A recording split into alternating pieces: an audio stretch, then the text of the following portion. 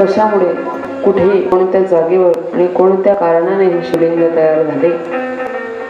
हे शिवलिंग तयार करण्यामागे भगवान महादेवाला 12 अवतार या भूमीवर येण्या मागचं कारण कोण आहे? कोणामुळे 12 ज्योतिर्लिंग निर्माण झाले? ही कथा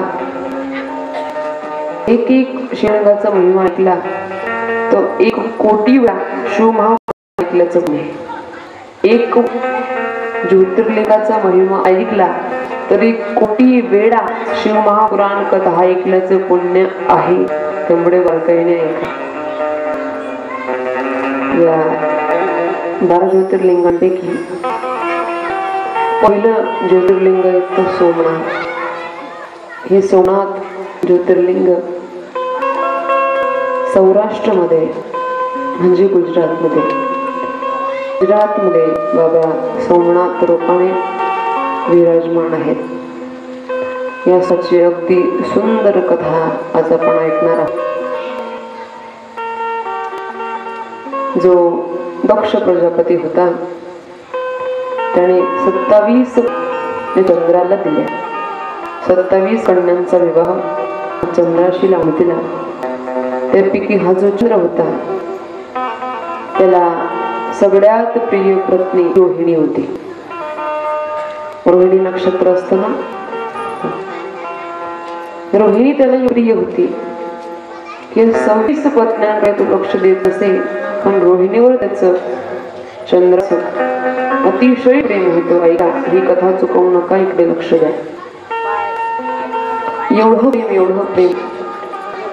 मग ज्या 20 मुली होत्या आणि दक्ष प्रजापतीला सांगितलं, बाबा आमचं लग्न चंद्राशी लावून दिलं, पण माझे पती चंद्रदेव हे आमच्यावर कमी प्रेम करतात. माझी मोठी बहीण रोहिणी हिच्यावर जास्त प्रेम करतात. आम्हाला समभाव वागत नाहीत.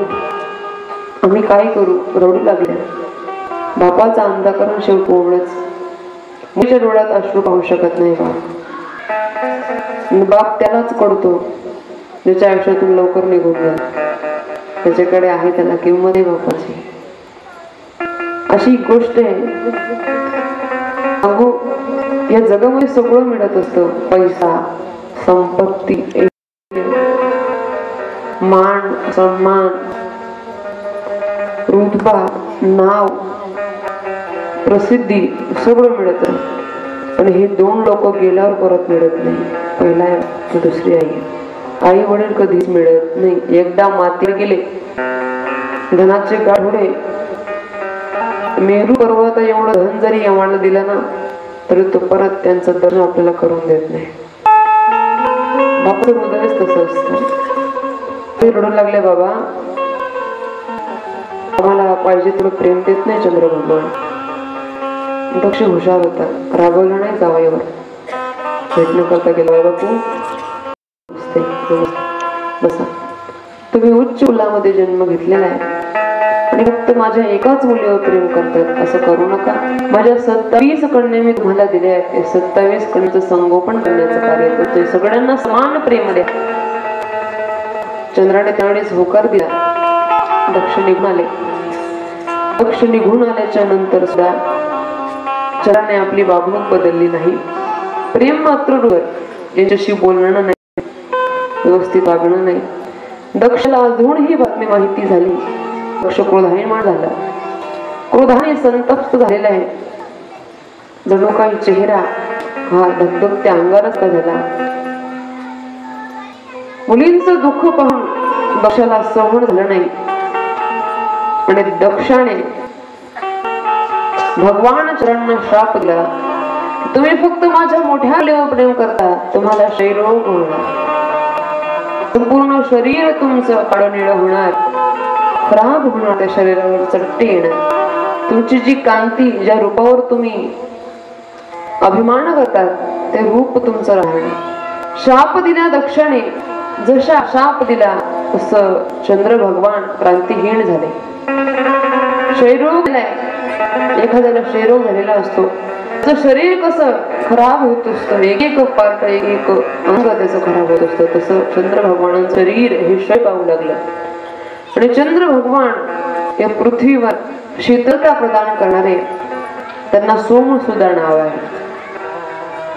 चंद्र भगवानांची क्रांती, ती क्रांती हळूहळू कमी होत गेली आणि त्याचा परिणाम पृथ्वीवर झाला.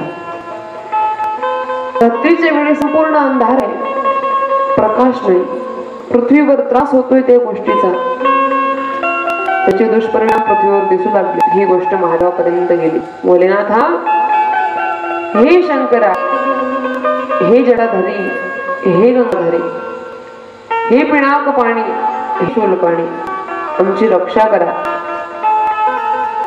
पृथ्वी माता रडू लागली. भोलानाथ, तुम्ही या पृथ्वीचे राजे, बघा असं संकट आलंय, काय करावं? जोपर्यंत चंद्र माझ्या जवळ येत नाही तोपर्यंत त्याला मी पर्याय सांगू शकत. माणूस जोपर्यंत त्याच्या शरणात जात नाही तोपर्यंत तो पर्याय सांगेल, परीक्षा घेतो. ज्या दिवशी तुम्ही मंदिराची पायरी चढलात त्या दिवशी तुम्हाला कोर्ट कचेरीची पायरी चढायची गरज नाही, तो रोखत असतो तुम्हाला. कसं आहे ना, माणसाचं दगड आहे ना, दगड हा एकदा मंदिरात जातो पण देव बनतो. दगड एकदा मंदिरात जातो पण देव बनतो. हा माणूस असा आहे, रोज मंदिरात जातो पण माणूस बनत नाही, दुख सहन करू शकत नहीं. पत्थर एक बार बन जाता है, उसको भगवान बन जाता है. इंसान हर रोज बन जाता है, फिर भी इंसान नहीं बन पाता. का बनू शकत नाही माणूस? त्याचं कारण सांगते तुम्हाला. एकदा मंदिराची पायरी आणि मंदिरातला देव दोघांचं बोलणं चालू होतं. पायरी म्हणते का, हो तुम्ही सुद्धा दगड आहात, मी सुद्धा दगड आहे. तुम्ही सुद्धा दगडच आहात, मी सुद्धा दगडच आहे. पण लोक माझ्या शरीरावर पाय देतात, तुमच्या पायाचा नमस्कार करतात. असं मंदिरात ते मुळे म्हणाले, बाळा, देव होण्यासाठी अवर घाव सहन करावे लागते. ज्याने घाव सहन केले त्याची पूजा असते, ज्याने घाव सहन नाही केले त्याची पूजा होत. घाव सहन करा.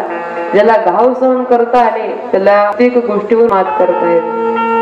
आपलं कसं सहन करू शकत नाही, सहन करायला पाहिजे बर का. ज्याला सहन करतात त्याची प्रगती कोणीच रोखू शकत नाही. तुम्हाला लव्हाडाचा दृष्टांत दिला होता मी, बघा. ते लव्हाड एवढं हुशार आहे, संतापामध्ये नद्या आल्या की तोंड खाली घेत आणि नद्या शांत झाल्या की तुरा काढून उभं राहत. तसं माणसाला राहिलं पाहिजे. सहन करा.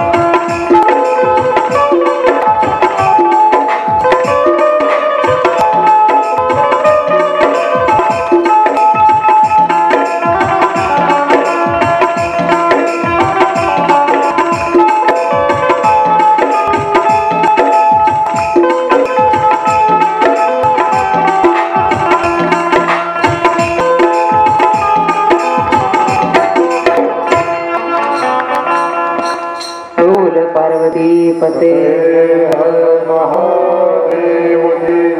महापुरी झाडी जाती तेथे लव्हाळे वर्षे ती महापुराला हे झाड ज्याला काहीच फळ ते वाहून जात असतं महापुरामध्ये, कारण ताट असतं ताट.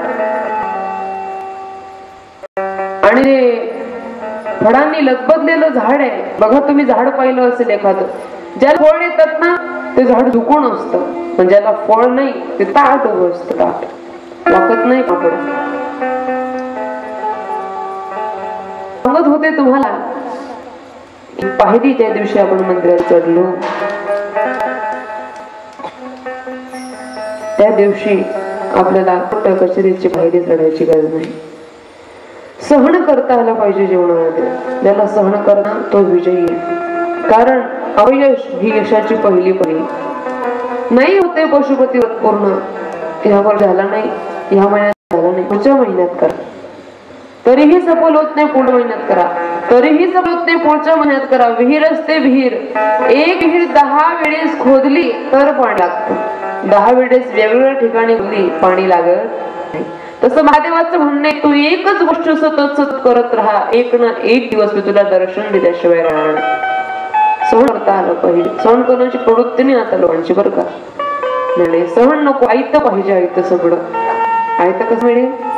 आयत नाही ना मिळणार. सहन करता आलं पाहिजे. बापाने कष्ट केलेले पाहिजे, मुलाने बसून खाल्लं पाहिजे, असं चालणार नाही. सहन करायला शिका, कष्ट करायला शिका. मला सांगा, तुम्हाला लोहार माहिती आहे का? लोहार माहिती आहे काय काम करू लोहाराचं? त्याचं कार्य आहे लोखंडाच्या वस्तू बनवणं आणि विकणं.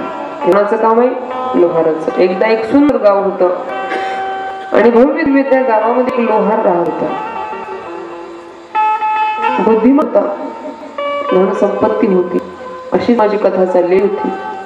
आणि त्या लोहाराने सांगावं, ताई माझं नवीन दुकान मी अस्त्रशस्त्रांचं बनवलंय, त्या दुकानाचं उद्घाटन करायचंय, तुम्ही याल का?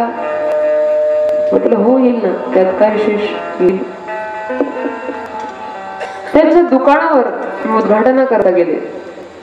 प्रवेशद्वार होता आणि त्या प्रवेशद्वारावर माझ्या हातामध्ये त्यांनी गंध, अक्षदा, पुष्प दिले, दीप प्रज्वलित करून दिला. म्हणजे ताई पूजा करा दुकानात. आता दुकानाची पूजा करणार तरी सुरुवातीला छिन्नी पूजा केली. छिन्नीची पूजा करणार तेवढ्यात लोहार म्हणतो, ताई छिन्नीची पूजा करू नका. मग कशाची करू? भात्याची? नाही नाही नको. हातोडीची? मग पूजा करू कोणाची? ती कोपऱ्यात ऐरण दिसते ना, तिची पूजा करा. म्हटलं का दादा, ते ऐरण तर जुनी आहे, तिची का पूजा करायची? म्हणले ताई तुमचं म्हणणं अगदी बरोबर आहे, ती ऐरण जुनी, पण सांगू तुम्हाला, याच ऐरणीवर माझ्या आजोबांनी व्यवसाय केला. बारकाई नाही का दृष्टांत बरं का. याच ऐरणीवर माझ्या वडिलांनी व्यवसाय केला आणि याच ऐरणीवर मी सुद्धा व्यवसाय करणार आहे.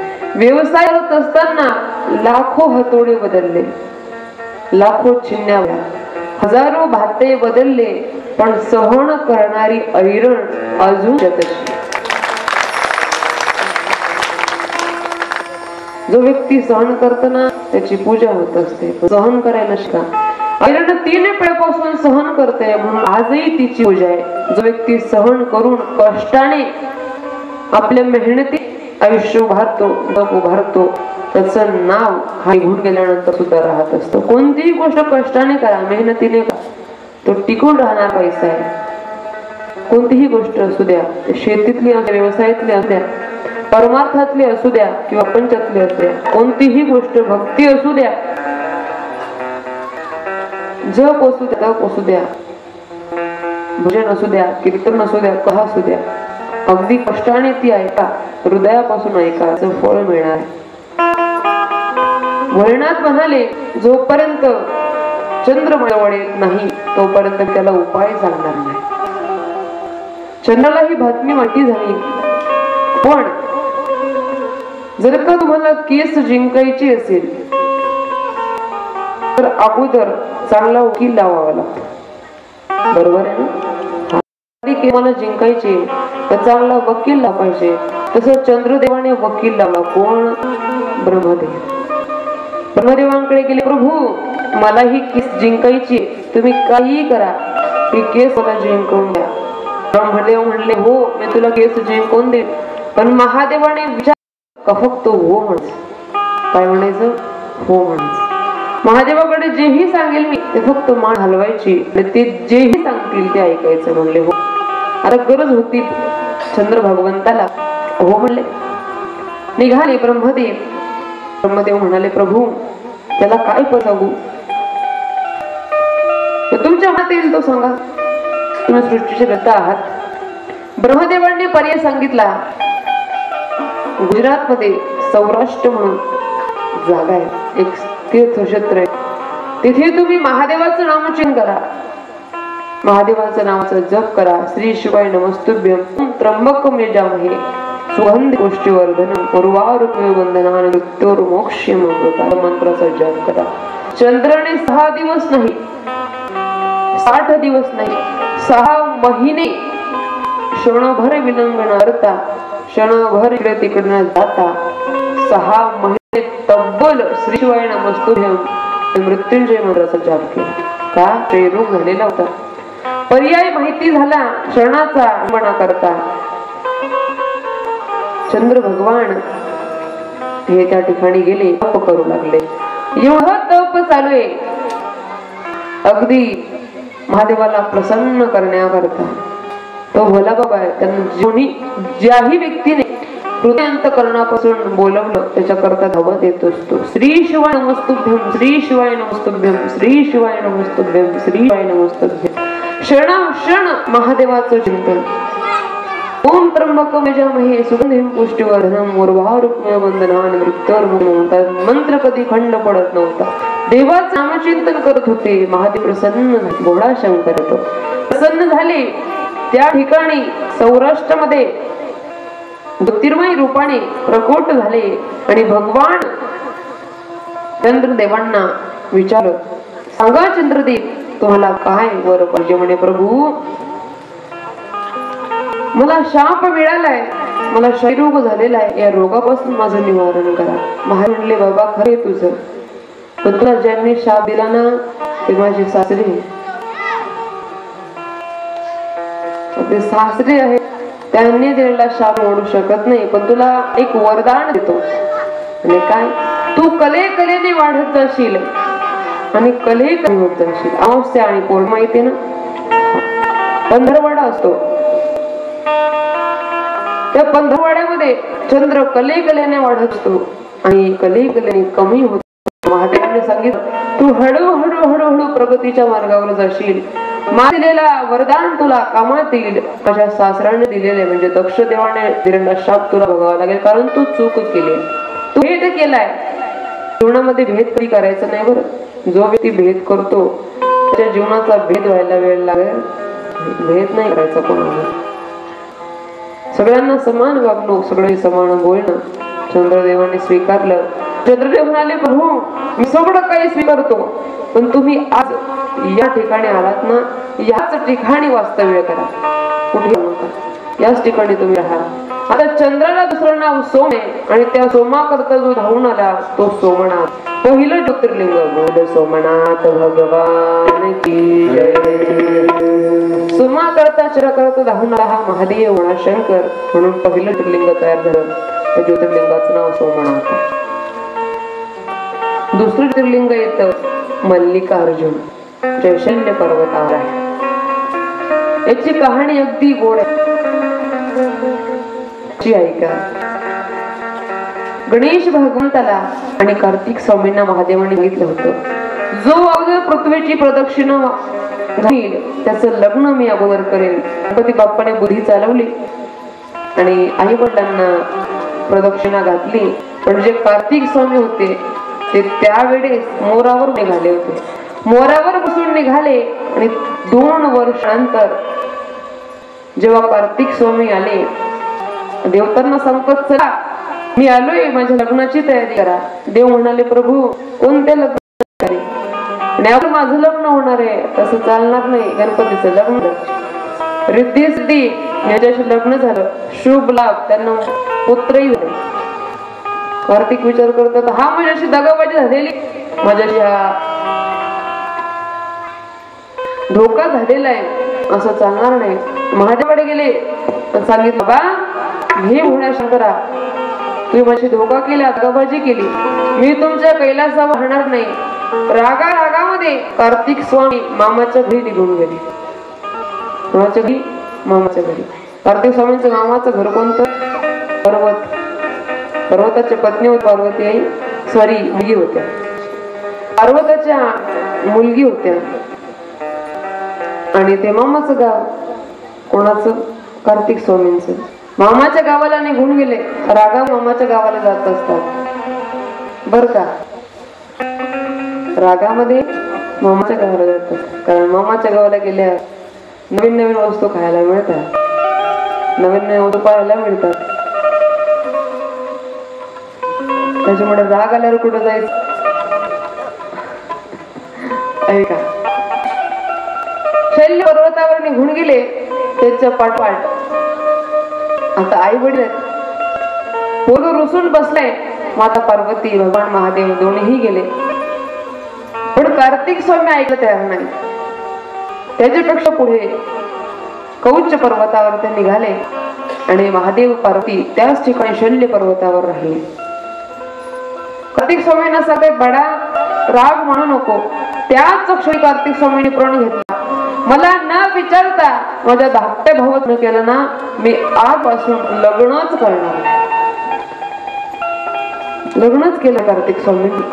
पण शेवटी माताचा अंतकरण आहे, पित्याचा अंतकरण आहे. कार्तिक स्वामींची आठवण येऊ लागली. मग अमावस्येच्या दिवशी भगवान शंकर कार्तिक स्वामींना भेटण्याकरता जायचे आणि पौर्णिमेच्या दिवशी माता पार्वती कार्तिकला भेटण्याकरता जायची. ती भेट व्हावी याच्याकरता माता पार्वती आणि भगवान शंकर दोन्ही त्या जागेवर थांबले आणि त्या ज्योतिर्लिंगाचं नाव मल्लिकार्जुन. बोलो मल्लिकार्जुन भगवान. याचा अर्थ असा आहे, मल्लिका म्हणजे माता पार्वती आणि अर्जुन म्हणजे महादेव, असं मल्लिकार्जुन ज्योतिर्लिंग. ज्योतिर्लिंग तुम्ही पाहिलं असेल, 2 पिंडी आहेत. कोणी पाहिलंय? अशी ही दुसऱ्या ज्योतिर्लिंगाची कहाणी. आणि तिसरं ज्योतिर्लिंग आहे महाकालेश्वर. हे उज्जैनमध्ये येते. उज्जैनमध्ये चंद्रसेन नावाचा राजा होता आणि त्या चंद्रसेन नावाच्या राजाचे मित्र हे महादेवाचे भक्त होते. महादेवाच्या भक्तांनी त्या चिंतामणी नामक मणी दिला आणि तो चिंतामणी नामक जो मणी होता, तो मणी एवढा प्रभावशाली होता की मागेल त्या ठिकाणी धन उत्पन्न व्हायचं, मागेल त्या ठिकाणी वस्त्र अलंकार रत्न तयार व्हायचे. आणि तो मणी जेव्हा शत्रूंना माहिती झाला तेव्हा शत्रूंनी चंद्रसेनवर हल्ला केला. तो मणी घेण्याचा प्रयत्न केला, पण चंद्रसेन महादेवाचे मोठे भक्त, त्यांना मात्र सुद्धा त्या मणीच्या आकर्षणामुळे त्रास झाला नाही, मणीच्या संरक्षणामुळे त्रास झाला नाही. इकडे जेव्हा चंद्रसेन राजा भगवान महादेवाची पूजा करत होते तेव्हा 5 वर्षाचं बाळ त्याच्या आई बरोबर ते पूजा पाहण्याकरता आलं. त्या 5 वर्षाच्या लेकराने ती पूजा पाहिली. बघा आपल्या लेकराचं कसं असतं, जसं आपण वागतो ना तसं ते वागत असतात. घरी फोन आला तर त्या समोर बसलेला आहे, त्याचे वडील बसलेले. फोन आला की वडील लगेच म्हणतात, या काकांना सांग पप्पा घरी, बडा या आंटींना सांग आई घरी नाही. मग पोरग हुशार असतं, याच्या पुढे काय खोटं बोलायचं. आपण शिकवतो त्याला, जे आपण शिकवलं ना तेच लेकर करत असतं. जर काही एखादा कामा करता आला, आपण घरात असलो, दारावर जर का आला, बेल वाजवली, लगेच सांगते बडा आई, सांगते काकूंना माझी आई पण बाहेर गेली, घरात नाही. मग ते लेकरू एवढं हुशार होतं, आपण त्याला विचारू बाळा तो बिअर बार असू द्या, कुठे तू? मी कॉलेजमध्ये आहे. आपण शिकवलं त्याला, आपण शिकवलं. महाराज अशी पद्धत झालेली आहे. अगोदर कसं होतं, लेकरू जन्माला आलं त्या स्तनपान करत होते त्याला पाहिजे नको त्या गोष्टी पाहत होती. आता आईंना वेळ नाही, लेकराकरता वेळ द्यायला आईला वेळ नाही. तो जन्माला आला अशी बाटलीची सवय आईनेच लावली, बरोबर आहे ना. जन्माला आला दुधाची बाटली, मोठा झाला थोडा शाळेत जायला लागला पाण्याची बाटली, कॉलेजला जायला लागला कोल्ड्रिंकची बाटली, आणि ग्रॅज्युएट पूर्ण झाला बिअरची बाटली. बिअरच्या बाटलीने आतडी फाटली, मग घेतली देशी बाटली. देशी बाटलीने संपत्ती आटली, मग लागली सलांची बाटली. सलांची बाटली तिने सुद्धा भूक नाही पूर्ण झाली, आणि शेवटी हा देवाच्या घरी गेला. आणि देवाच्या घरी गेल्यानंतर सुद्धा शेवटी लावता त्या अत्तरची सुरुवात कशापासून झाली? दुधाची बाटली. संपलं कशी? अत्तरची बाटली. बाटली सुरुवात कोणी लावून दिली? आपणच लावून दिली. जोपर्यंत आपण आपल्या लेकरांना समजून सांगत नाही, जोपर्यंत आपण त्यांच्यावर संस्कार टाकत नाही, तोपर्यंत भगवत चिंतनामध्ये आणि नाम चिंतनामध्ये लेकरं बसत नाही. तुमच्या गावाचे संस्कार, तुमच्या गावाची संस्कार सांगून जाईल. 7 दिवसापासून पाहते लहानले लेकर 7 दिवसापासून कथा ऐकतायत. त्या लेकरांकरता जोरदार टाळ्या झाल्या पाहिजे. धन्य माता प्यायची या जन्माला घालणाऱ्या धन्य आहेत, संस्कारी आहेत. आपण त्या दिवशी प्रश्नोत्तर घेतली, त्या प्रश्न मंजुषामध्ये सुद्धा 2 बालकांनी अगदी योग्य उत्तर दिलं. मला वाटलं पुढे होणार, पण आपल्याकडे वेळेचा अभाव असल्या कारण ती प्रश्न मंजुषा घेतली गेली नाही. आमच्या शूटिंगवाल्या दादांची खूप अपेक्षा होती, प्रश्न मंजुषा झालीच पाहिजे. दादा, कथेचा ओघ एवढा आहे या गावाला की प्रश्न मंजुषा एवढा वेळ वाया न घालता आम्हाला सांगा. कथा ऐकण्यात, कथाचं रसपान करण्यामध्ये, कथेचं करण्यामध्ये फार आनंद वाटतो या लोकांना. सांगण्याचा उद्देश माझा एक आहे, जसे संस्कार पदे देणार सांगू. श्रावण महिन्यामध्ये भगवान महादेव जसा वेळोवेळी पाऊस पडत असता, तसं निदान श्रावण महिन्यामध्ये तरी आपण घरामध्ये संस्कारांचा पाऊस पडला पाहिजे. कशाचा? संस्कारांचा. वेळोवेळी जास्त 12 महिने पडू नका, पण एकदा श्रावण महिन्यात तरी आपल्या लेकराच्या हातामध्ये लोटाभर जल द्या.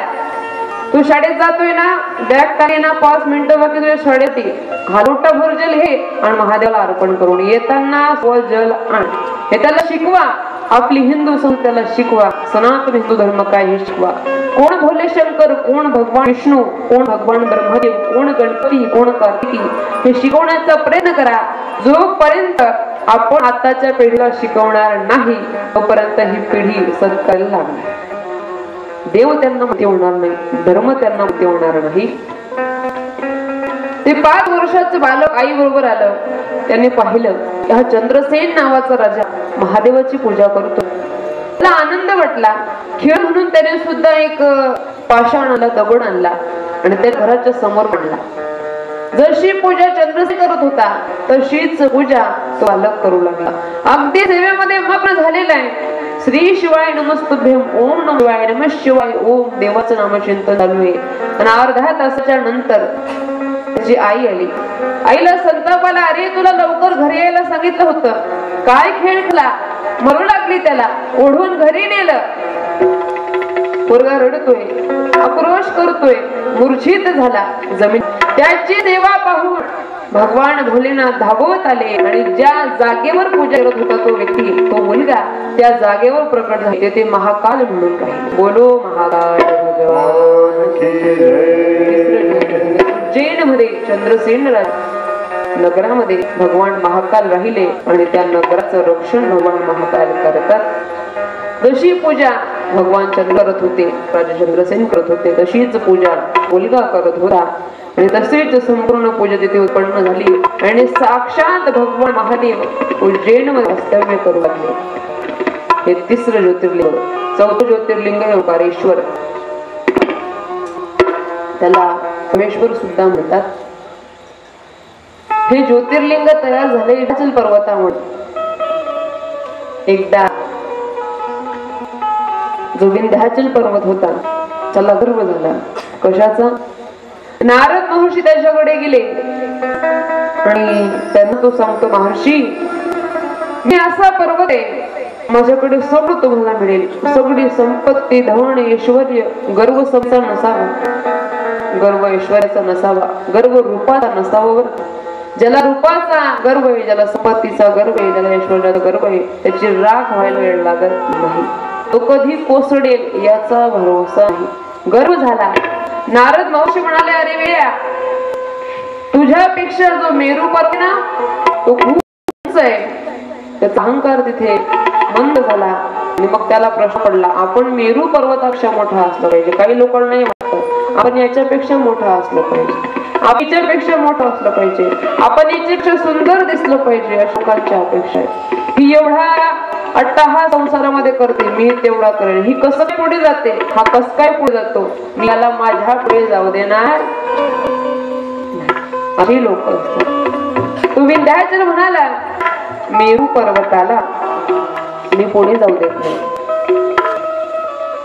तर युक्ती सुचली, महादेवाचं भजन करू लागला. आणि महादेवाचं असे, महादेवाला ज्यांनी पूजलं त्याचं उद्धार आहे, त्यांनी नामस्मरण केलं त्याचं उद्धार आहे.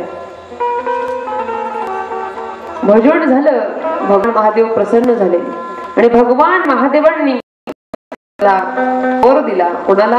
विंध्याचल पर्वतात. तुला हवं ते करू शकतोस. तर हा जो आनंद झाला विंध्याचलाला, तो एवढा मोठा झाला, एवढा मोठा झाला की आकाशापर्यंत तो गेला. अर्धा सूर्य त्याने झाकून टाकला, अर्धी पृथ्वी ही अंधारमय झाली, अर्धी पृथ्वी ही प्रकाशमान आहे.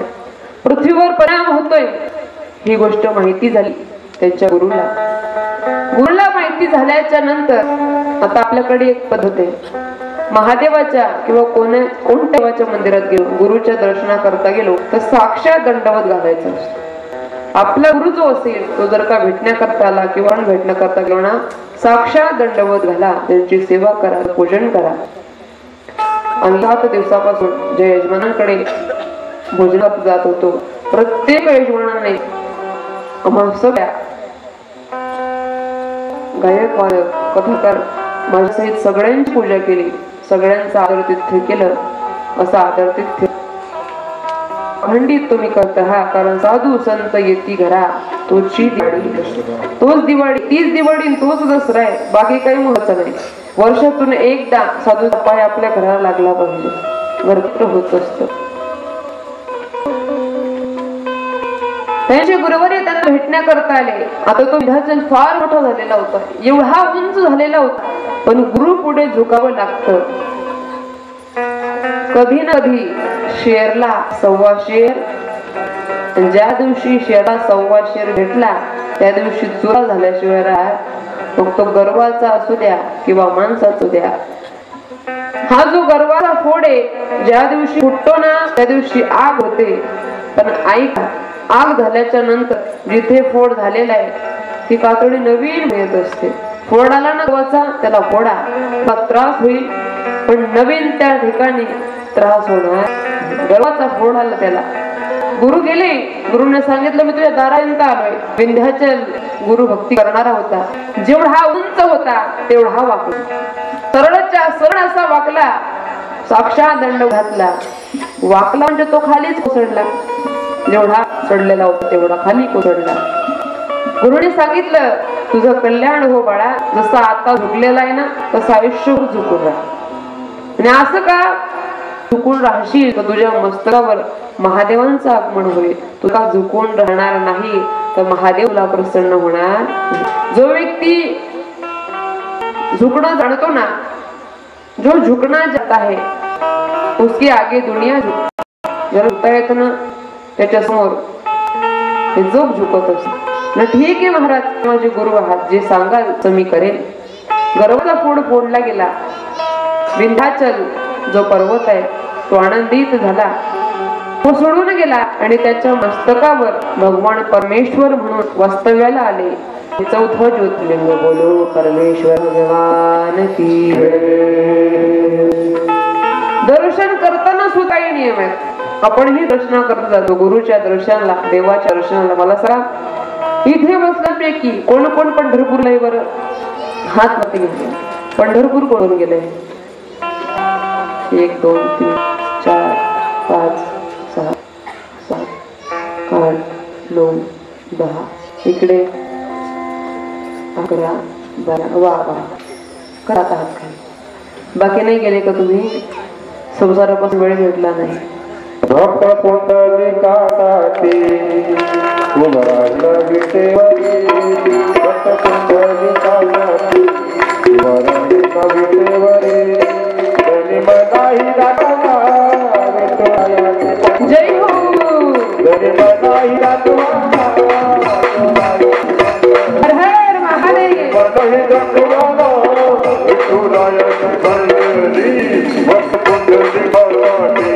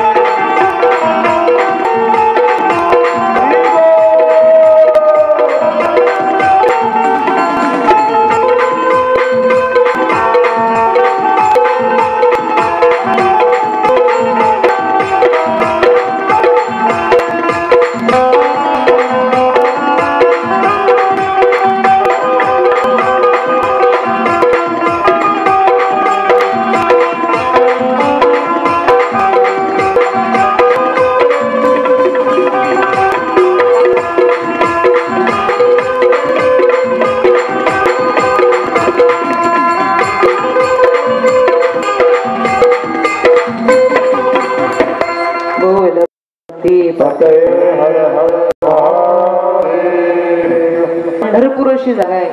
भगवान रंग परमात्म्याने ज्यांची कथा आपण ऐकतोय ना 6 दिवसापासून, त्या महादेवांना जटेमध्ये धारण केलं, आपल्या मस्तकामध्ये धारण केलं. मस्तकावर कसं धारण केलं बरं प्रश्न पडेल ताई. भगवान महादेवांना त्यांच्या मस्तकावर का धारण केलं त्यांनी? एकदा काय झालं ते, भगवान महादेव, माता पार्वती, गणेश भगवान, नंदी भगवान यांनी फॅमिली टूर करायचं ठरवलं. फॅमिली टूर म्हणजे संपूर्ण परिवाराने कुठेतरी एक ठिकाणी जायचं असतं आणि सुट्ट्या पण जे आठवड्यातून काढत असतो तशी सुट्टी पार्वती मातेने मागितली. प्रभू मला सुट्टी हवी 1 दिवस. ठीक आहे मीही सुट्टी घेतो. गणेश भगवान म्हणले मी थांबत नाही, मी सुट्टी घेतो. म्हणले प्रभू तुम जहा मैं वहा येतो. त्यांनी वारी करायचं. ती वारी पंढरपूरची वारी. आणि वारीचे पहिले वारकरी भगवान महादेव. मध्ये जो वारी करू तो महादेवाचा वंशज. पहिले वारकरी भगवान महादेव पांडुरंग परमात्म्याचे. ठरलं त्यांचं. वारी करता निघाले. वारी करता निघत असताना हळू जे गणपती होते ते सुटल्या पोटाचे, तुटलेल्या दाताचे. ते म्हणले, पप्पा माझ्याकडनं चाललं जा, मी आता इथेच थांबतो, पंढर बाहेरच थांबतो. पार्वती भांडा म्हणले, प्रभू माझ्याकडून सुद्धा चाललं जा, मी इथेच थांबते. पहिले नंदी भगवान महादेव थोडं गावात शिरले. पंढरपुरामध्ये चंद्रभागेपर्यंत आले. एवढ्यात नंदी होतो, मैं भी नहीं सकता, थक गया हो. थकून गेले. बसा गावाच्या बाहेर. भगवान महादेवांनी वारी पूर्ण केली. चंद्रभागेची आंघोळ केली. पांडुरंग बातम्याचं दर्शन घेतलं. पण महादेव पाहून भगवान विठुरायांना एवढा आनंद झाला की भगवान विठुरायांनी पहिला, प्रभू तुम्ही फॅमिली टूर घेऊन आले होते पण कोणी इथपर्यंत पोहोचलं आणि तुमची श्रद्धा होती माझ्यावर, मला भेटण्याकरता आले तुम्ही. हरिहर भेट झाली. भगवान पांडुरंग म्हणजे श्री विष्णूचे अवतार. विष्णूला भेटण्याकरता महादेवाला एवढा आनंद पांडुरंग परमात्म्याला झाला जसं का महादेवाला उचललं मस्तकावरच धारण केलं. म्हणून महादेवाची पिंड हे भगवान पांडुरंग परमात्म्याच्या मस्तकावर आहे. तुम्ही पाहिली असेल तर पांडुरंग परमात्मा त्याच्या भेटी करता भगवान महादेवही जात असतात. पण सांगू, कोणत्याही देवाचं दर्शन असू द्या, देवी असू द्या, देव असू द्या, त्यांचं दर्शन करत असताना नियम आहेत. दर्शन कसं करावं? पंढरपूरला तुम्ही गेला दर्शन करण्यासाठी, दर्शन बारी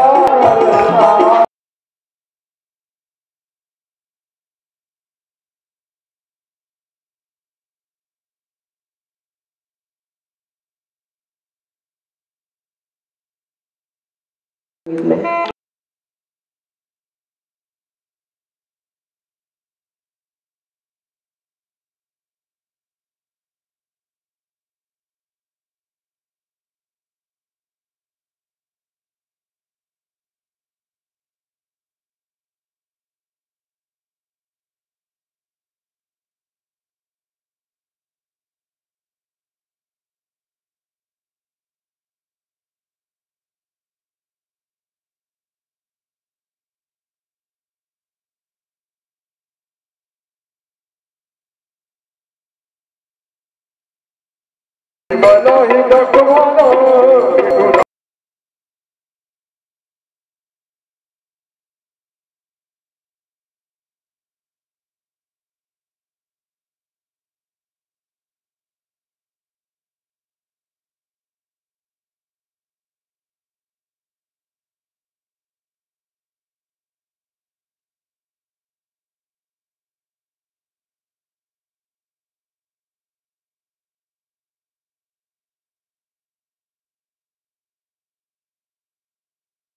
एखादी गोष्ट आवडली नाही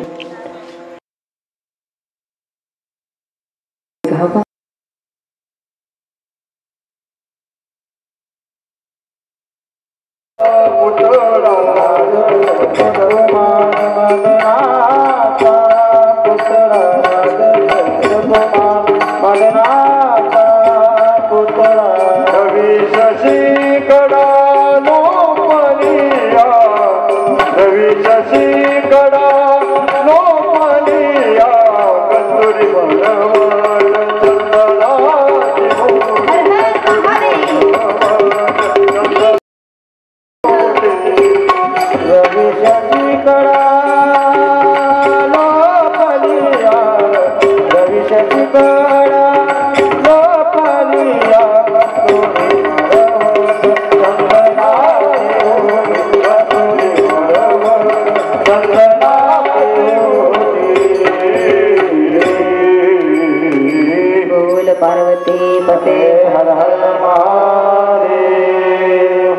राज्य सुकुमार मदनाचा पुतळा.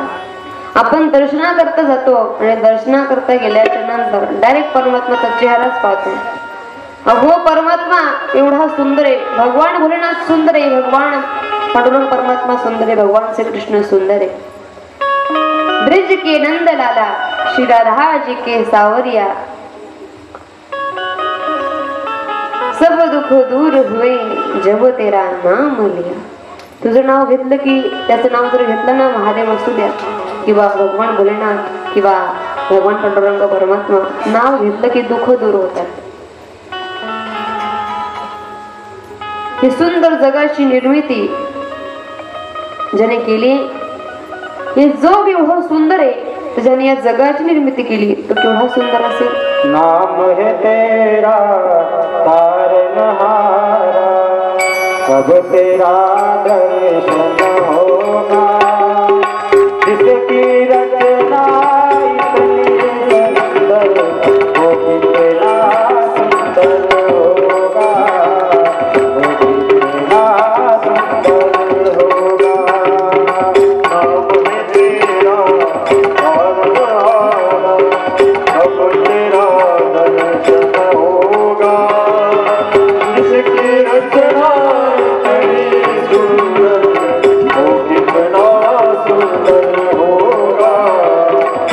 कितना सुंदर होगा.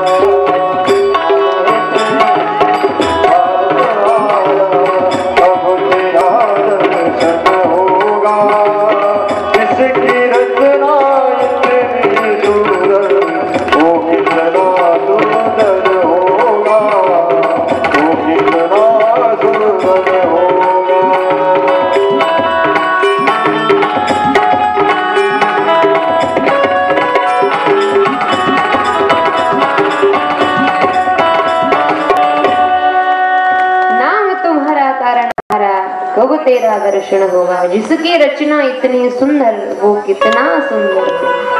झाडं वेली पशु पक्षी पुष्प पाण ज्याने निर्माण केलं ते एवढे सुंदर आहे, त्यांच्याकडे पाहून माणसाचं मन मोहित होत असतं. तर तो केवढा सुंदर असेल, त्याचं दर्शन जात असताना काही हो डायरेक्ट चेहऱ्याचं दर्शन करायचं. मग कसं करायचं? तुकोबराने सुंदर अभंग लिहिला, सुंदर ते ध्यान उभे विटे वरी. दर्शन करायचं पायाचं डायरेक्ट. ते बॉडीगार्ड असतात बाजूला दोन, जसे तुम्ही मंदिरात शिरले डायरेक्ट भगवान परमात्म्याच्या पायावरच नतमस्तक व्हायचं. हे फक्त पांडुरंग परमात्मा दरबारामध्ये नाही, कोणताही देव असू द्या पायावर नतमस्तक व्हा, आपलं शीश त्याच्या पायाजवळ टेकवा. ते दर्शन झालं, बॉडीगार्डने बाहेर टाकलं की महाद्वारामध्ये यायचं. महाद्वारात आले का मग हळूहळू भगवंताचं दर्शन करायचं. तसं सुंदर ते ध्यान उभे विटेवरी. आणि मग कर कटावर ठेवण्या, पायाचं दर्शन झालं मग हाताचं दर्शन करायचं, कर कटावर ठेवण्या. मग तुळशी हार गळ्यात थोडं वर यायचं, कासेचं पितांबर गळ्यातले तुळशी माळ्याचं दर्शन करायचं. मग मकर कुंडले आणि मग कंठीक असतो म्हणे, मग थोडं वर पाहायचं, मग मकर कुंडल दिसतात मासाच्या आकाराचे. त्यांचं दर्शन झालं गळ्यातला कौस्तुभ म्हणे आणि मग तुका म्हणे माझे हेची सर्व सुख पाहिन श्री मुख आवडी. जेव्हा मुखाचं दर्शन करायचं तेव्हा दर्शन पूर्ण होतं, अन्यथा होय नाही. डायरेक्ट चेहऱ्याचं दर्शन केलं की पायाचं दर्शन करायला भेटत.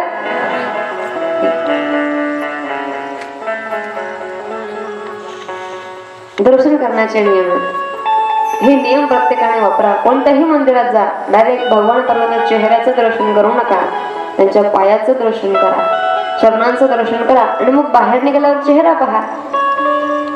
दर्शनही पूर्ण होतं, आपली कामनाही पूर्ण होते कुठेही गेलात तरी. आता जो विंध्याचल पर्वत होता तो झुकला गुरु पुढे, तर त्याच्या मस्तकावर भगवान परमेश्वर अमलेश्वर दुसरा नाव आहे त्यांचं वास्तव्य. चौथं ज्योतिर्लिंग. पुढचं ज्योतिर्लिंग आहे परडी वैजनाथ आणि त्यानंतर ज्योतिर्लिंग आहे भीमाशंकर. भीमाशंकर ज्योतिर्लिंग असे कुंभकर्णाचा मुलगा भीम. कोणाचा? कुंभकर्णाचा. त्या कुंभकर्णाच्या मुलाने आपल्या आईला विचारलं, आई माझा जेव्हापासून जन्म झाला तेव्हापासून तू एकटीच दिसते मला, माझे बाबा कुठे? कोण आहेत माझे बाबा? दादा तुझ्या बाबांना आणि तुझ्या काकांना रामाने मारले. विष्णूने अवतार घेतला 7वा प्रभू श्रीरामांचा आणि प्रभू श्रीरामांनी तुझ्या काकांना आणि तुझ्या वडिलांना मारलंय बाळा. ते भीमाने ऐकलं, क्रोधायमान झाला. आता त्या विष्णूला मी सोडत जीव घेईन म्हणले. त्याचा स्वर्गाकडे धावत निघाला, वैकुंठाकडे धावत निघाला. जीव दे त्याच्याशी, माझा पाला पडू दे. ही गोष्ट भगवान महादेवाला माहिती झाली. भगवान महादेव जेवढं घोड दैवत आहे तेवढं क्रोधायमान दैवत आहे. त्यांचा क्रोध कोणी शांत करू शकत नाही. सगळ्या गोष्टी सहन करू शकतात भगवान महादेव, पण विष्णूवर आलेली आपत्ती सहन करू शकत नाही. कारण हृदयामध्ये राम आहे ना. राम नावाचा जप भगवान महादेव करत असतात. राम नाम म्हणजे साधी गोष्ट नाही. राम नाम आधार जिने जो जल में राह बनाते हैं, जिन पर कृपा राम करे वो पत्थर भी तर जाते हैं. रामाने जर का उपकार केला ना आपल्यावर, दगडही तरतात. दगड, आपण तर माणूस आहोत, आपण का तरणार नाही? दगडही तरतात. काय झालं? रामचंद्रांनी सेतू बनवला म्हणे लंकेपर्यंत जाण्याकरता. ही गोष्ट रावणाच्या घरात माहिती झाली, गावात माहिती, राज्यात माहिती झाली. प्रधानमंत्री, त्याच्या गावाचे मुख्यमंत्री, मंत्री, संत्री सगळे जमा केले. रावणाला म्हणू लागले, हे रावणा तुम्हाला माहिती नाही महाराज, त्या तपस्वीने पाण्यावर पूल तयार केला दगडांचा. असं त्यात काय विशेष आहे? मीही करू शकतो म्हणे. असं करून दाखवा बरं. करून दाखवतो ना. एक कुंड तयार केलं आणि मोठा भला मोठा दगड रावणाने घेतला. त्या दगडावर रावण नाव टाकलं, काहीतरी मंत्र म्हणला आणि त्या कुंड्यात टाकला. कुंड्यात टाकला, दगड तरंगू लागला. सगळे लोक म्हणाल रावण भगवान की जय, रावण भगवान की जय. पण सांगू, माणूस कितीही पोचलेला असू द्या, त्याच्या पत्नीला माहिती राहतं हा किती पाण्यात आहे. बरोबर ना? किती हुशार असू द्या, किती बुद्धिवान असू द्या, म्हणलं तरीला माहिती होतं आपला धनी किती पाण्यात आहे. म्हणलं तरी म्हणाली, अहो खरं सांगा, जेव्हा तो दगड पाण्यात टाकला तेव्हा तुम्ही कोणता मंत्र म्हणला? तर म्हणे जाऊ दे ना, आता झाकली मूठ 1.25 लाखाची, काय विचारते? नाही नाही सांगाच. मी सांगणार नाही कोणाकडे. सांगा ना. सांगतो कोणाकडे सांगू नको, आपल्यातच ठेव. रावण म्हणाला, ऐक, मी त्याच्यावर रावण नाव लिहिलं होतं, पण दगडाला जवळ घेतला त्याच्या कानात सांगत होतो, तू जर का उडला तुला रामाची शपथ आहे. काय सांगितलं होतं? तू जर का पाण्यामध्ये बुडला तुला रामाची शपथ आहे. म्हणलं तरी म्हणाली, प्रभू तुम्ही घोडे नाही, तुम्ही चाप्टर आहात. काय डोकं चालवलं तुम्ही? म्हणे मी ब्राह्मण आहे. बुद्धीचा वापर वेळोवेळी करत असतो. राम नावाची शपथ त्या दगडाला दिली, दगड तरला. आपण तर माणूस आहोत, का करणार नाही? करणार, पण त्याचं नाम चिंतन करा. विष्णूवर विपदा येणार आहे, तो भीम कुंभकर्णाचा मुलगा धावून येला. भगवान विष्णूंना त्रास करू लागला. भगवान महादेवांनी अवतार घेतला आणि तिथे त्या जागेवर महाराष्ट्रामध्ये भीमाशंकर म्हणून एक ज्योतिर्लिंग आपलं तयार आहे. त्या महाराष्ट्रामध्ये भगवान महादेवांनी अवतार घेतला शंकराचा आणि त्या भीमाचा वध केला म्हणून तिथे भीमाशंकर ज्योतिर्लिंग तयार झालं. बोलो भीमाशंकर भगवान की जय. त्यानंतरचं ज्योतिर्लिंग रामेश्वर. रामेश्वरम तुम्हाला कथा सांगितली. बांधण्यासाठी सेतू बांधण्यासाठी प्रभुरामचंद्रांनी उपासना केली. पार्थिव महादेवाची पिंड बनवली, त्यावर पूजा केली आणि तेव्हा त्या सेतूची निर्मिती झाली. पण सांगू तुम्हाला, राम शब्दात ताकद आहे. शब्दात ताकद आहे, राम नावात ताकद आहे. एकदा प्रभू रामचंद्रांनी विचार केला, जर माझ्या नावाने हे दगड करतात तर आपणही दगड टाकून पाहिला पाहिजे. आता जे टाकणारे होते ते नळनिळ होते. त्यांना शाप होता की तुम्ही कोणतीही वस्तू पाण्यात टाकणार ती तरंगणार. कारण ते लहान होते ना तेव्हा साधूंच्या सगळ्या सामग्री पाण्यात टाकत होते. त्यांना काढायला आलं तर साधूंनी शाप दिला होता की तुम्ही कोणतीही वस्तू पाण्यात टाकणार तर तरंगणार, ती खाली जाणार नाही. आणि हनुमंतरायांची श्रद्धा राम शब्दावर होती. हनुमंतरायांनी राम शब्द लिहावा, नळनिळकडे द्यावा आणि त्यांनी तो दगड पाण्यात टाकावा. रामचंद्रांनी विचार केला, माझ्यात ताकद आहे का माझ्या नावामध्ये ताकद आहे हे पाहू. प्रभू रामचंद्रांनी एक छोटा दगड घेतला, छोटा एवढा घेतला, त्यावर राम नाव लिहिलं. कोणी नव्हतं आजूबाजूला, टाकला पाण्यामध्ये, तरला अजून छोटा घेतला, त्यावर राम नाव टाकला पाण्यामध्ये, तरला नाही. अजून छोटा घेतला,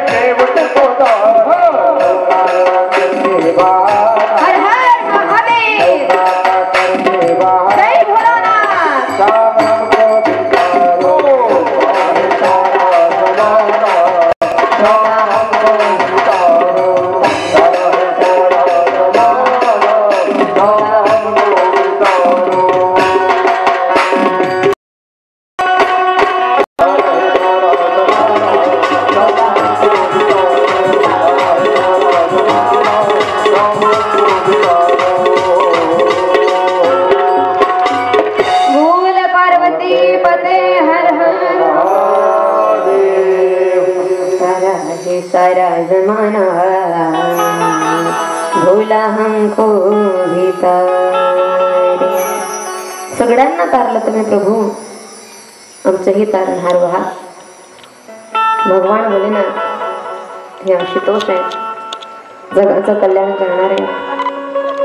ऐका, पुढचं ज्योतिर्लिंग येतं.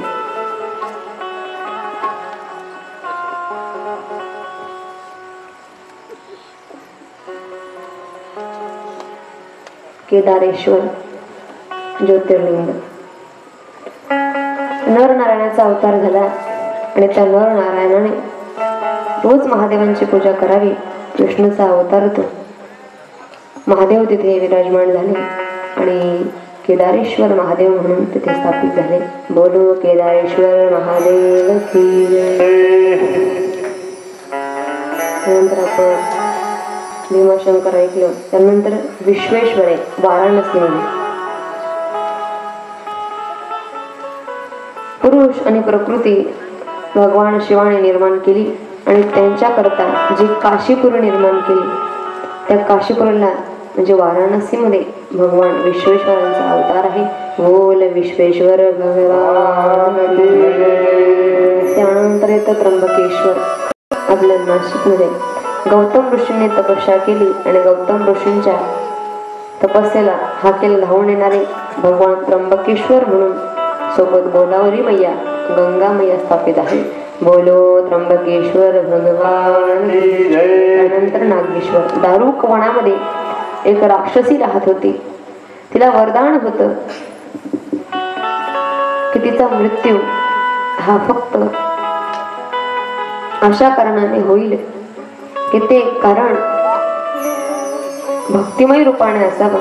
आई जगदंबा तिच्यावर प्रसन्न होती. तिचा पती दारुक हा अगदी क्रोधमय, देवांना त्रास देणारा, देवतांचे हाल घेणारा होता.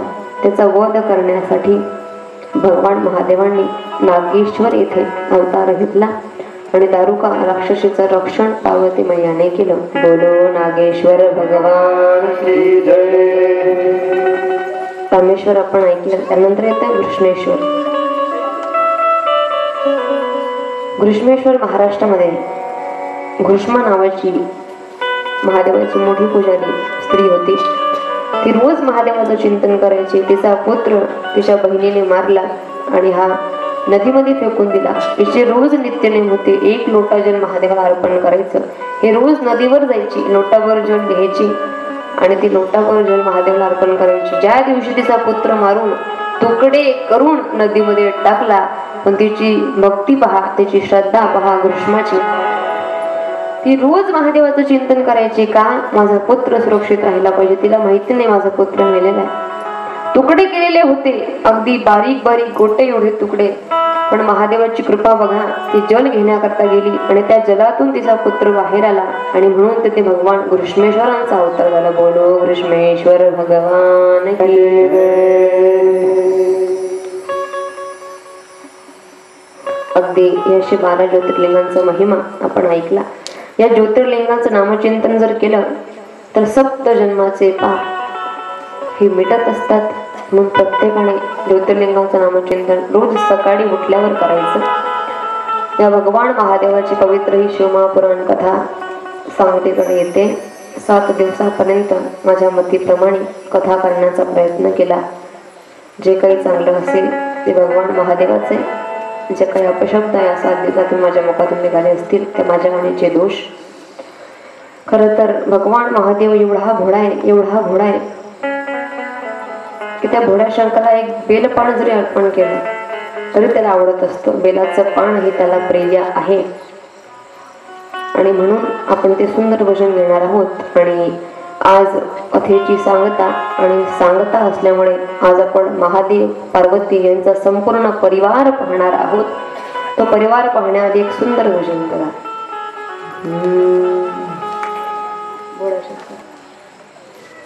हे भोळा शंकरा, हे भोळा महादेवा, झाके आणायची कल्पेश दादा. आवड तुला बेलाची, आवड तुला बेलाची, बेलाचा पाडाचे. हे भोळा शंकरा, हे भोळा शंकरा, हे भोळा शंकरा, आवड तुला बेलाची, आवड तुला बेलाची, बेलाचा पाडाचे. हे भोळा जय हो, हर हर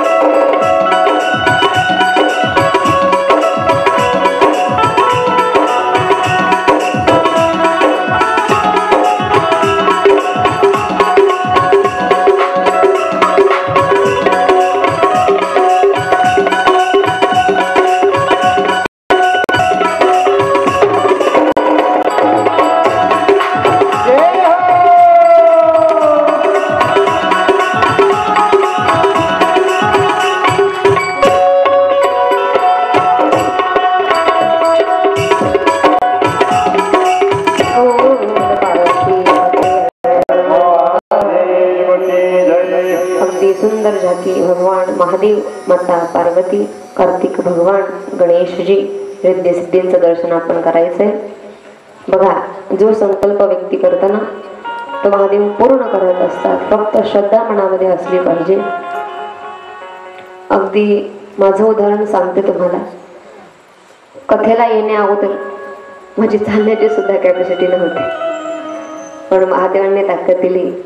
आज व्यासपीठावर बसले तर सगळ्या गोष्टी निवारण करत असतो आपण श्रद्धा भावनेने. कथा ऐकली, कथा श्रवण केली तो नक्कीच याचं फळ देईल. उशिरा का असेना, जोपर्यंत मी तुम्हाला सांगितलं ना, आपले कर्म जोपर्यंत धुतले जात नाही तोपर्यंत महादेव प्रसाद देत नाही. आपण होईल तेवढं शक्य या भगवान भोलेनाथाची अर्चना, पूजा, नामचिंतन करा. एक ना एक दिवस तो नक्कीच फळ प्रदान करणार आहे. आज कथेचा दिवस आज सांगत आहे. एक सुंदर भजन होईल. सगळ्यांनी जागेवर उभं राहायचंय आणि त्या भजनाचा आनंद घ्यायचा आहे. उद्यापासून तुम्हाला कोणी सांगणार नाही, उठा आणि भजनाचा आनंद घ्या. आज शेवटचा दिवस आहे. सगळ्यांनी जागेवर उठा. वा वा वा, पुरुष मंडळी सगळ्यांनी जागेवर उठा. भोले बिन चैन पडे कैसे, भोले बिन चैन पडे. उद्यापासून तुमचं चित्त लागणार नाही. कट जाए रात कटे, भोले बिन चैन पडे दिन कट जाए रात कटे. भोले बिन चैन पडे दिन कट जाए रात कटे कैसे. भोले बिन चैन पडे सगळ्यांनी गोड रिंगण करायचंय.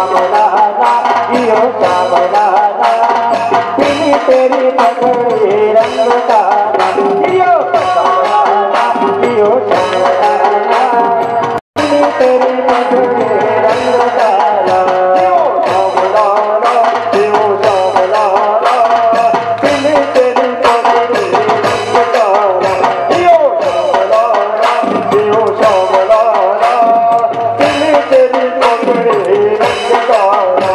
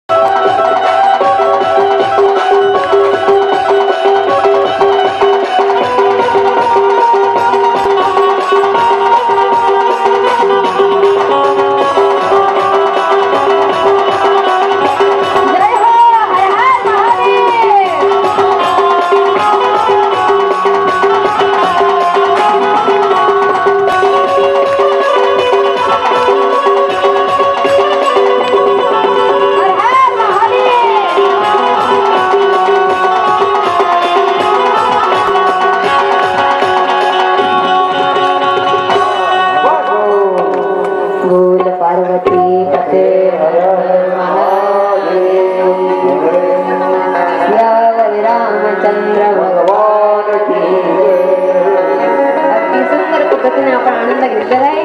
एकदा जोरदार टाळ्या सुद्धा करता वाजवा. श्री शिवाय नमस्ते. सुंदर प्रकारे घेतलेला आनंद या संपूर्ण कथेचं रसपान 7 दिवस तुम्ही केलं. कृपया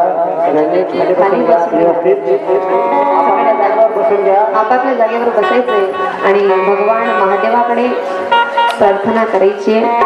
बघा आजचा आपला सांगतेचा दिवस आहे. सगळ्यांनी महादेवाला विनंती करा.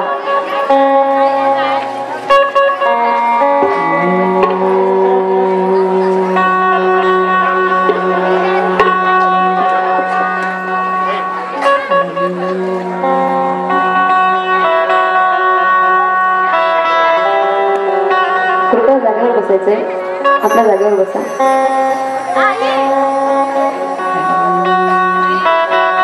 कोणीही उभे राहू नका.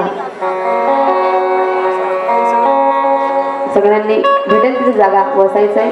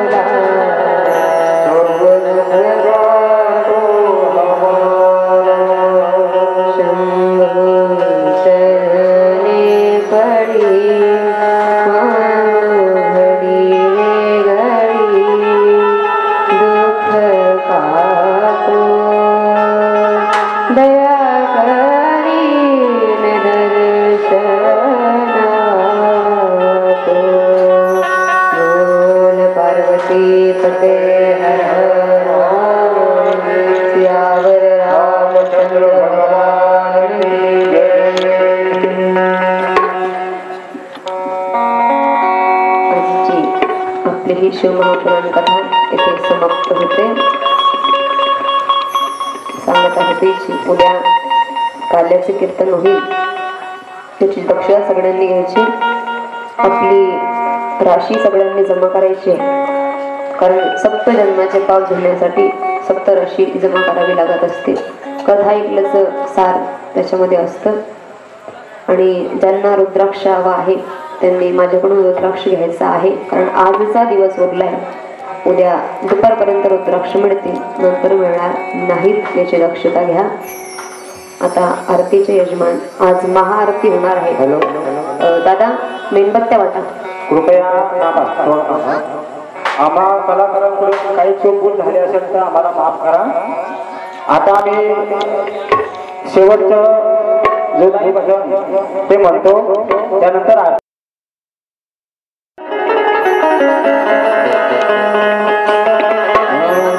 मिलन सा दिल का हमारा तुम्हारा, मिलन सा दिल का हमारा तुम्हारा. दिल का हमारा तुम्हारा मिलन साथ दिल का हमारा मिलन साथ दिल का हमारा तुम्हारा 7 दिवसात आपली भेट होती आता उद्यापासून आम्ही आमच्या घरी तुम्हारा यही जिंदगी तो मिले दोबारा यही जिंदगी तो मिले दोबारा यही जिंदगी तो मिले दोबारा भगवंताने आयुष्य दिलं तर परत भेट होईलच आपली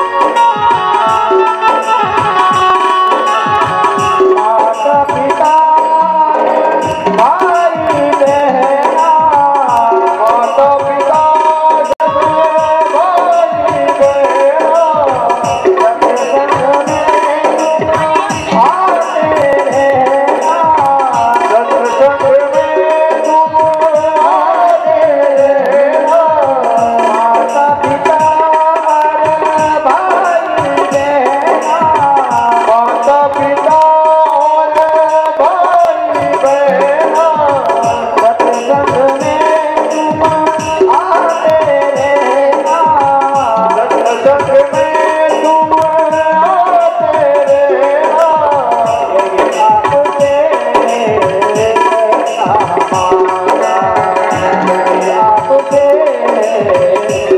सदैव कथा कीर्तन ऐका हीच मागणी आमची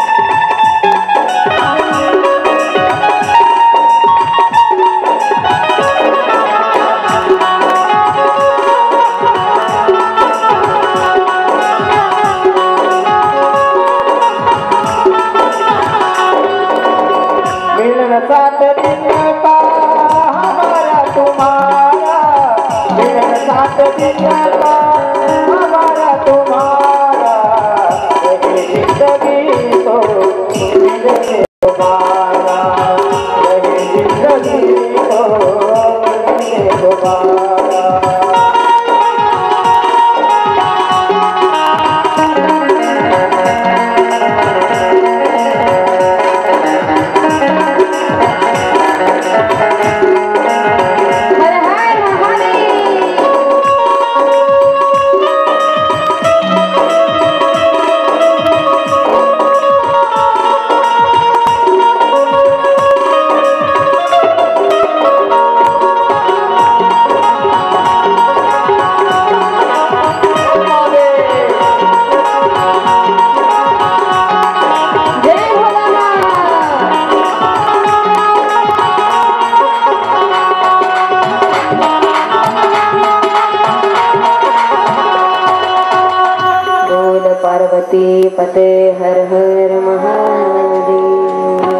मिलन सारिंगा तुम्हारा.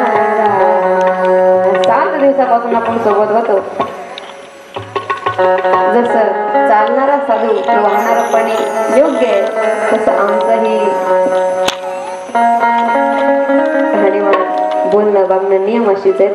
बघू आयुष्य राहिलं तर भेटू पुन्हा. जी काही चूक भूल झाली असेल ती आपण समजून घ्या, ऐका. अगदी सुंदर प्रेमभावनेने या संपूर्ण पिंपळ नगरीने आम्हाला प्रेम दिलं त्याबद्दल तुमचे मनस्वी आभार मी व्यक्त करते. त्याचबरोबर उद्या ज्यांनी महाप्रसाद म्हटलेला आहे असे असणारे कैलासवासी वसंत हिरामण चौधरी, कैलासवासी कमल वसंत चौधरी व सुरेश वसंत चौधरी यांच्या स्मरणार्थ अन्नदाते श्री भास्कर वसंत चौधरी, श्री भोजराज वसंत चौधरी, सौ लतिका भास्कर चौधरी, सौ शोभा भोजराज चौधरी यांच्याकडून उद्याचे महाप्रसादाचे नियोजन आहे. एकदा या मंडळीकरता जोरदार टाळ्या झाल्या पाहिजे. अन्नदान जीवनातून करता आलं पाहिजे. प्रत्येका व्यक्तीने जास्त नाही पण मूठभर असं दान तरी केलं पाहिजे. दानाने आपलं धन आपली संपत्ती शुद्ध होत असते. चला आता महाआरती होणार आहे. लाईट सगळे ऑफ होतील. प्रत्येकाने आपली जी मेणबत्ती दिलेली सर्वांकडे घ्या, लाईट ऑन करा, ऑफ करा. अगोदर मेणबत्त्या लावून घ्या मग ऑफ करा. जागेवर उभं राहायचंय सगळ्यांनी. महाआरती होईल. थांबा.